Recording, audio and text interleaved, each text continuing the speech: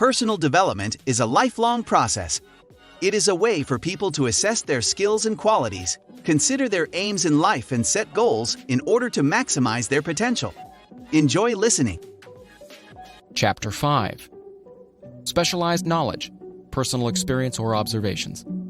The fourth step toward riches. There are two kinds of knowledge. One is general, the other specialized. General knowledge, no matter how great in quantity or variety it may be, is of but little use in the accumulation of money. The faculties of the great universities possess, in aggregate, practically every form of general knowledge known to civilization. Most of the professors have but little or no money. They specialize on teaching knowledge, but they do not specialize on the organization or the use of knowledge. Knowledge will not attract money unless it is organized and intelligently directed through practical plans of action to the definite end of accumulation of money. Lack of understanding of this fact has been the source of confusion to millions of people who falsely believe that knowledge is power. It is nothing of the sort. Knowledge is only potential power. It becomes power only when and if it is organized into definite plans of action and directed to a definite end. This missing link in all systems of education known to civilization today may be found in the failure of educational institutions to teach their students how to organize and use knowledge after they acquire it. Many people make the mistake of assuming that because Henry Ford had but little schooling, he is not a man of education. Those who make this mistake do not know Henry Ford, nor do they understand the real meaning of the word educate. That word is derived from the Latin word educo, meaning to educe, to draw out, to develop from within. An educated man is not necessarily one who has an abundance of general or specialized knowledge. An educated man is one who has so developed the faculties of his mind that he may acquire anything he wants, or its equivalent, without violating the rights of others. Henry Ford comes well within the meaning of this definition. During the World War, a Chicago newspaper published certain editorials in which, among other statements, Henry Ford was called an ignorant pacifist. Mr. Ford objected to the statements and brought suit against the paper for libeling him. When the suit was tried in the courts, the attorneys for the paper pleaded justification and placed Mr. Ford himself on the witness stand for the purpose of proving to the jury that he was ignorant. The attorneys asked Mr. Ford a great variety of questions, all of them intended to prove, by his own evidence, that while he might possess considerable specialized knowledge pertaining to the manufacture of automobiles, he was in the main ignorant. Mr. Ford was plied with such questions as the following. Who was Benedict Arnold? And how many soldiers did the British send over to America to put down the rebellion of 1776? In answer to the last question, Mr. Ford replied, I do not know the exact number of soldiers the British sent over, but I have heard that it was a considerably larger number than ever went back. Finally, Mr. Ford became tired of this line of questioning, and in reply to a particularly offensive question, he leaned over, pointed his finger at the lawyer who asked the question, and said, If I should really want to answer the foolish question you have just asked, or any of the other questions you have just been asking me, let me remind you that I have a row of electric push buttons on my desk, and by pushing the right button, I can summon to my aid men who can answer any question I desire to ask concerning the business to which I am devoting most of my efforts. Now, will you kindly tell me, why should I clutter up my mind with general knowledge for the purpose of being able to answer questions when I have men around me who can supply any knowledge I require? There certainly was good logic to that reply. That answer floored the lawyer. Every person in the courtroom realized it was the answer, not of an ignorant man, but of a man of education. Any man is educated who knows where to get knowledge when he needs it, and how to organize that knowledge into definite plans of action. Through the assistance of his mastermind group, Henry Ford had at his command all the specialized knowledge he needed to enable him to become one of the wealthiest men in America. It was not essential that he have this knowledge in his own mind. Surely no person who has sufficient inclination and intelligence to read a book of this nature can possibly miss the significance of this illustration. Before you can be sure of your ability to transmute desire into its monetary equivalent, you will require specialized knowledge of the service, merchandise, or profession which you intend to offer in return for fortune. Perhaps you may need more specialized knowledge than you have the ability or the inclination to acquire. And if this should be true, you may bridge your weakness through the aid of your mastermind group. Andrew Carnegie stated that he personally knew nothing about the technical end of the steel business. Moreover, he did not particularly care to know anything about it. The specialized knowledge which he required for the manufacture and marketing of steel, he found available through the individual units of his mastermind group. The accumulation of great fortunes calls for power, and power is acquired through highly organized and intelligently directed specialized knowledge. But that knowledge does not necessarily have to be in the possession of the man who accumulates the fortune. The preceding paragraph should give hope and encouragement to the man with ambition to accumulate a fortune who has not possessed himself of the necessary education to supply such specialized knowledge as he may require. Men sometimes go through life suffering from inferiority complexes because they are not men of education. The man who can organize and direct a mastermind group of men who possess knowledge useful in the accumulation of money is just as much a man of education as any man in the group. Remember this if you suffer from a feeling of inferiority because your schooling has been limited. Thomas A. Edison had only 3 months of schooling during his entire life. He did not lack education, neither did he die poor. Henry Ford had less than a 6th grade schooling, but he has managed to do pretty well by himself financially. Specialized knowledge is among the most plentiful and the cheapest forms of service which may be had. If you doubt this, consult the payroll of any university. It pays to know how to purchase knowledge. First of all, decide the sort of specialized knowledge you require and the purpose for which it is needed. To a large extent, your major purpose in life, the goal toward which you are working, will help determine what knowledge you need. With this question settled, your next move requires that you have accurate information concerning dependable sources of knowledge. The more important of these are: A. One's own experience and education. B. Experience and education available through cooperation of others, the Mastermind Alliance. C. Colleges and universities. D. Public libraries, through books and periodicals in which may be found all the knowledge organized by civilization. E. Special training courses, through night schools and home study schools in particular. As knowledge is acquired, it must be organized and put into use for a definite purpose through practical plans. Knowledge has no value except that which can be gained from its application toward some worthy end. This is one reason why college degrees are not valued more highly. They represent nothing but miscellaneous knowledge. If you contemplate taking additional schooling, first determine the purpose for which you want the knowledge you are seeking. Then learn where this particular sort of knowledge can be obtained from reliable sources. Successful men in all callings never stop acquiring specialized knowledge related to their major purpose, business, or profession. Those who are not successful usually make the mistake of believing that the knowledge acquiring period ends when one finishes school. The truth is that schooling does but little more than to put one in the way of learning how to acquire practical knowledge. With this changed world which began at the end of the economic collapse came also astounding changes in educational requirements. The order of the day is specialization. This truth was emphasized by Robert P. Moore, Secretary of Appointments of Columbia University. Specialists most sought after. Particularly sought after by employing companies are candidates who have specialized in some field business school, graduates with training in accounting and statistics, engineers of all varieties, journalists, architects, chemists, and also outstanding leaders and activity men of the senior class. The man who has been active on the campus, whose personality is such that he gets along with all kinds of people and who has done an adequate job with his studies, has a most decided edge over the strictly academic student. Some of these, because of their all-around qualifications, have received several offers of positions, a few of them as many as 6. In departing from the conception that the straight-A student was invariably the one to get the choice of the better jobs, Mr. Moore said that most companies look not only to academic records but to activity records and personalities of the students. One of the largest industrial companies, the leader in its field, in writing to Mr. Moore concerning prospective seniors at the college, said, "We're interested primarily in finding men who can make exceptional progress in management work. For this reason, we emphasize qualities of character, intelligence, and personality far more than specific educational background." Apprenticeship proposed. Proposing a system of apprenticing students in offices, stores, and industrial occupations during the summer vacation, Mr. Moore asserts that after the first 2 or 3 years of college, every student should be asked to choose a definite future course and to call a halt if he has been merely pleasantly drifting without purpose through an unspecialized academic curriculum.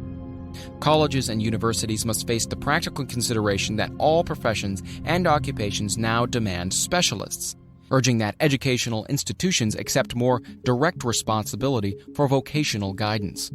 One of the most reliable and practical sources of knowledge available to those who need specialized schooling is the night schools operated in most large cities. The correspondence schools give specialized training anywhere the U.S. mails go, on all subjects that can be taught by the extension method. One advantage of home study training is the flexibility of the study program, which permits one to study during spare time. Another stupendous advantage of home study training, if the school is carefully chosen, is the fact that most courses afforded by home study schools carry with them generous privileges of consultation, which can be of priceless value to those needing specialized knowledge. No matter where you live, you can share the benefits. Anything acquired without effort and without cost is generally unappreciated, often discredited. Perhaps this is why we get so little from our marvelous opportunity in public schools. The self-discipline one receives from a definite program of specialized study makes up to some extent for the wasted opportunity when knowledge has been available without cost. Correspondence schools are highly organized business institutions. Their tuition fees are so low that they are forced to insist upon prompt payments. Being asked to pay, whether the student makes good grades or poor, has the effect of causing one to follow through with the course when he would otherwise drop it. The correspondence schools have not stressed this point sufficiently, but the truth is that their collection departments constitute the very finest sort of training on decision, promptness, action, and the habit of finishing that which one begins. I learned this from experience more than 25 years ago. I enrolled for a home study course in advertising. After completing 8 or 10 lessons, I stopped studying, but the school did not stop sending me bills. Moreover, it insisted upon payment, whether I kept up my studies or not. I decided that if I had to pay for the course, which I had legally obligated myself to do, I should complete the lessons and get my money's worth. I felt at first at the time that the collection system of the school was somewhat too well organized, but I learned later in life that it was a valuable part of my training for which no charge had been made. Being forced to pay, I went ahead and completed the course. Later in life, I discovered that the efficient collection system of that school had been worth much in the form of money earned because of the training in advertising I had so reluctantly taken. We have in this country what is said to be the greatest public school system in the world. We have invested fabulous sums for fine buildings. We have provided convenient transportation for children living in rural districts so they may attend the best schools. But there is one astounding weakness to this marvelous system. It is free. One of the strange things about human beings is that they value only that which has a price. The free schools of America and the free public libraries do not impress people because they are free. This is the major reason why so many people find it necessary to acquire additional training after they quit school and go to work. It is also one of the major reasons why employers give greater consideration to employees who take home study courses. They have learned from experience that any person who has the ambition to give up a part of his spare time to studying at home has in him those qualities which make for leadership. This recognition is not a charitable gesture, it is a sound business judgment upon the part of the employers. There is one weakness in people for which there is no remedy. It is the universal weakness of lack of ambition. Persons, especially salaried people, who schedule their spare time to provide for home study seldom remain at the bottom very long. Their action opens the way for the upward climb, removes many obstacles from their path, and gains the friendly interest of those who have the power to put them in the way of opportunity. The home study method of training is especially suited to the needs of employed people who find after leaving school that they must acquire additional specialized knowledge but cannot spare the time to go back to school. The changed economic conditions prevailing since the Depression have made it necessary for thousands of people to find additional or new sources of income. For the majority of these, the solution to their problem may be found only by acquiring specialized knowledge. Many will be forced to change their occupations entirely. When a merchant finds that a certain line of merchandising is not selling, he usually supplants it with another that is in demand. The person whose business is that of marketing personal services must also be an efficient merchant. If his service does not bring adequate returns in one occupation, he must change to another where broader opportunities are available. Stuart Austin Weir prepared himself as a construction engineer and followed this line of work until the Depression limited his market to where it did not give him the income he required. He took inventory of himself, decided to change his profession to law, went back to school, and took special courses by which he prepared himself as a corporation lawyer. Despite the fact that the Depression had not ended, he completed his training, passed the bar exam, and quickly built a lucrative law practice in Dallas, Texas. In fact, he's turning away clients.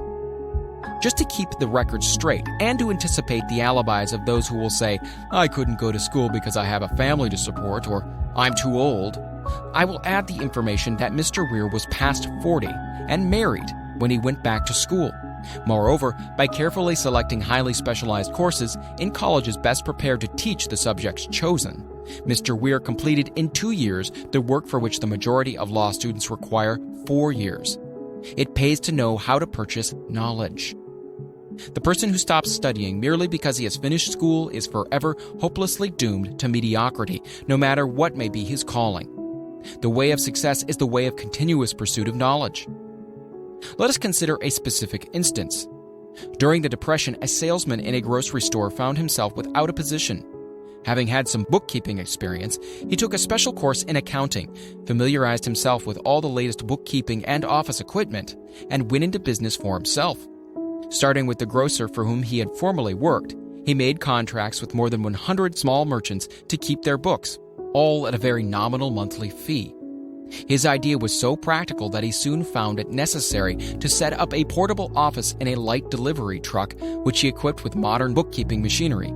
He now has a fleet of these bookkeeping offices on wheels and employs a large staff of assistants, thus providing small merchants with accounting service equal to the best that money can buy at a very nominal cost. Specialized knowledge plus imagination were the ingredients that went into this unique and successful business.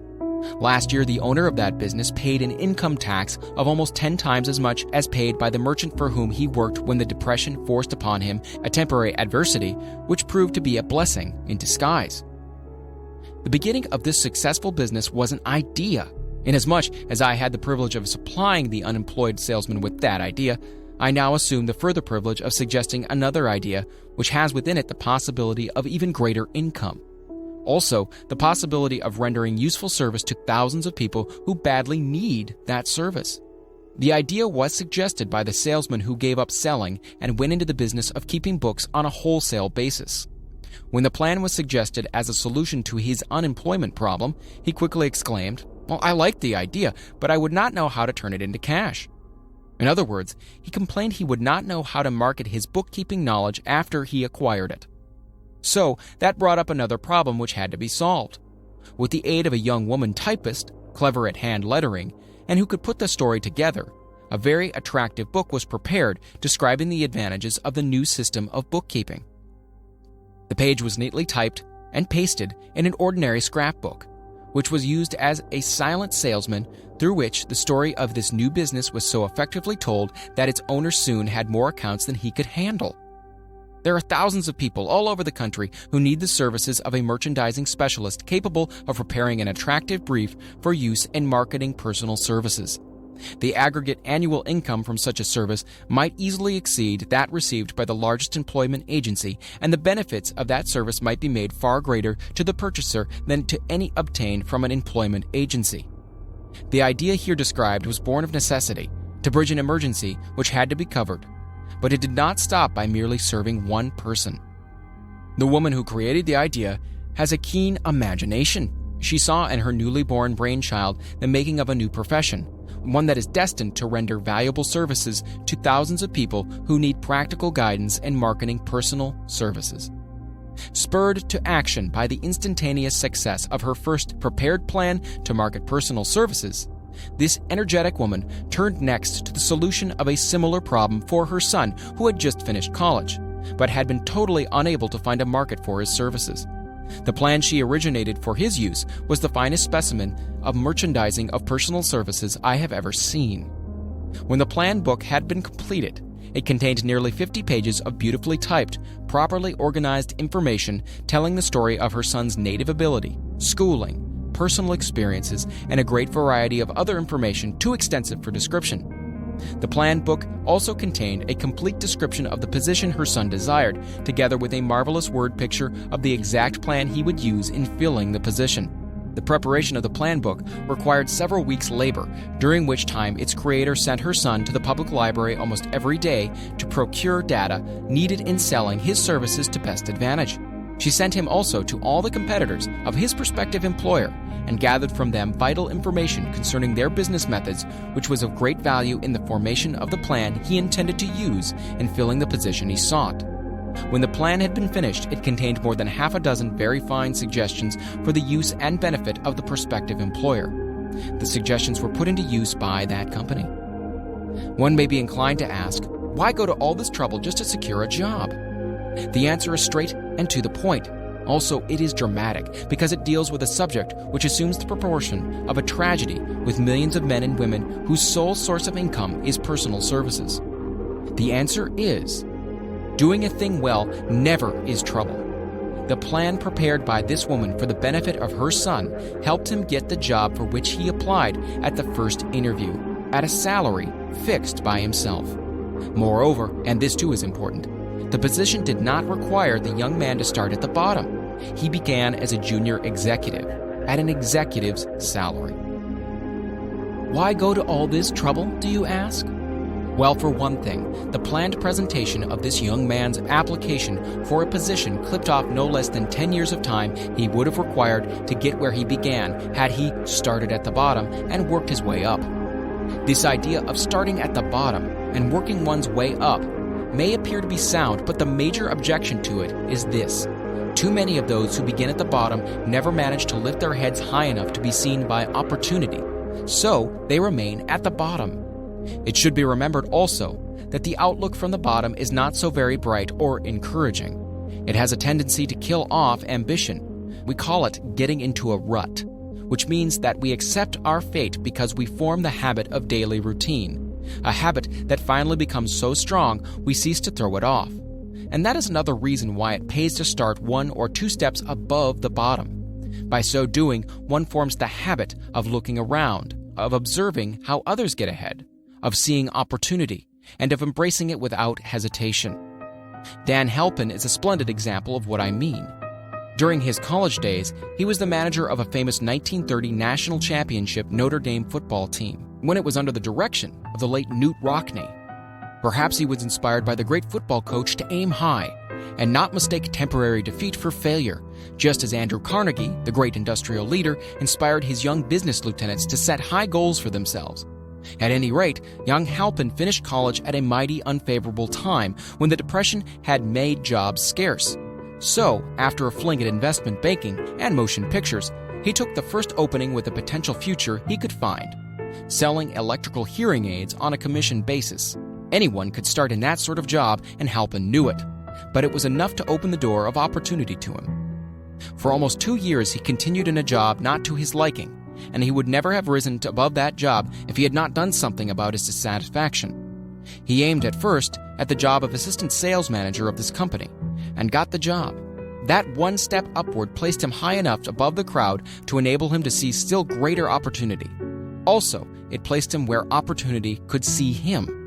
He made such a fine record selling hearing aids that A.M. Andrews, chairman of the board of the Dictograph Products Company, a business competitor of the company for which Halpin worked, wanted to know something about that man, Dan Halpin, who was taking big sales away from the long-established Dictograph Company.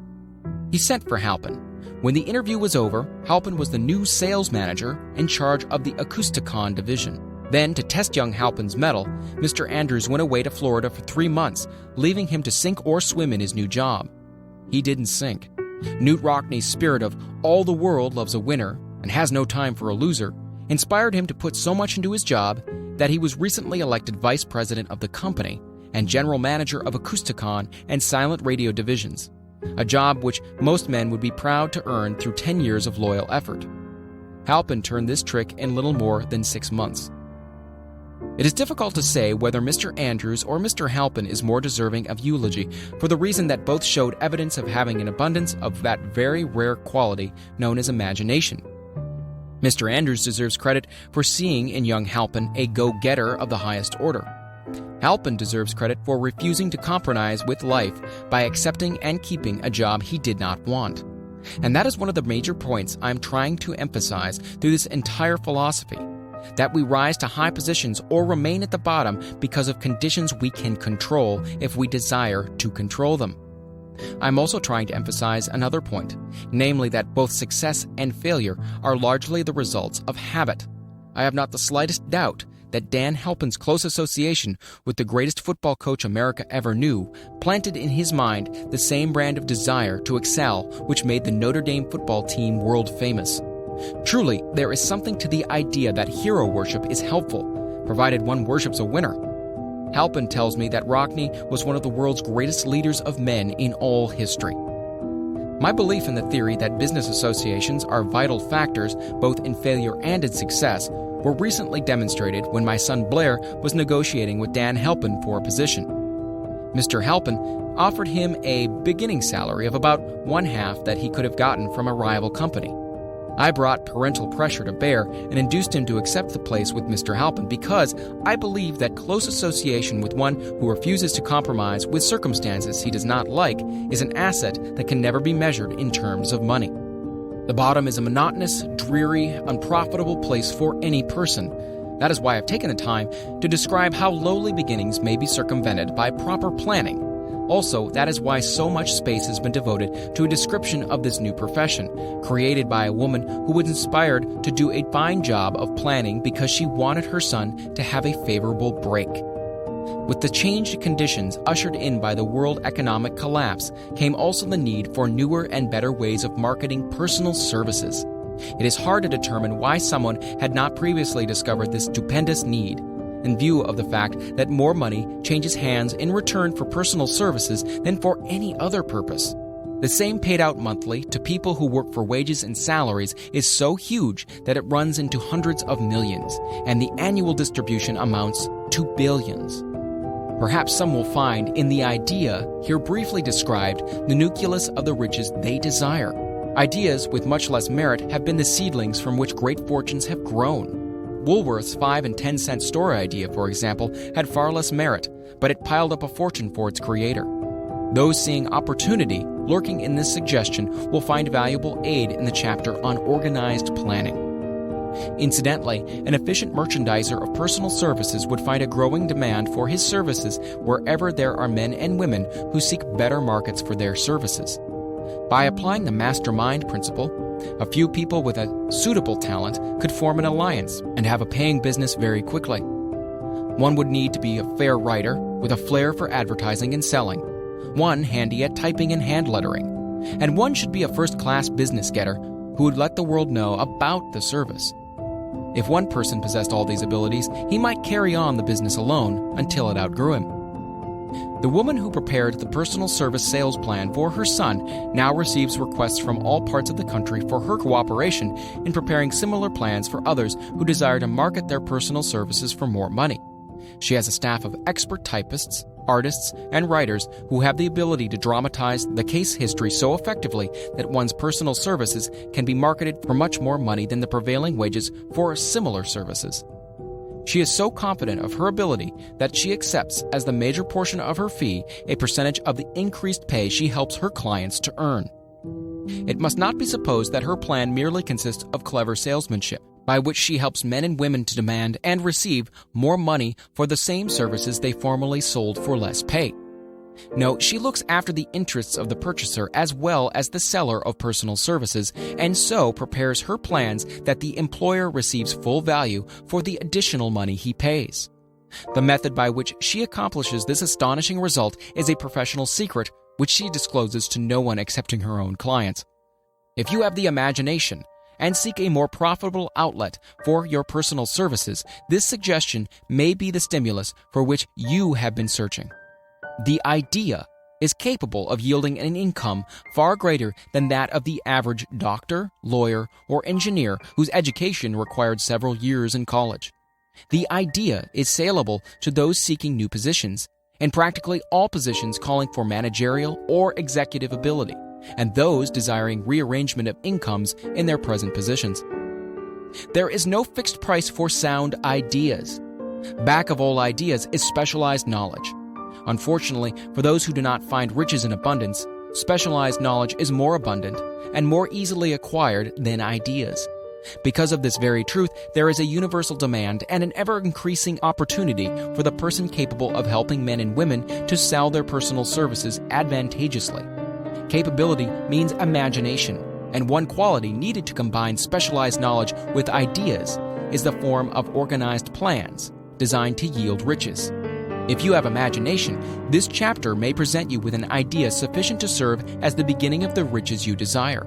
Remember, the idea is the main thing. Specialized knowledge may be found just around the corner. Any corner.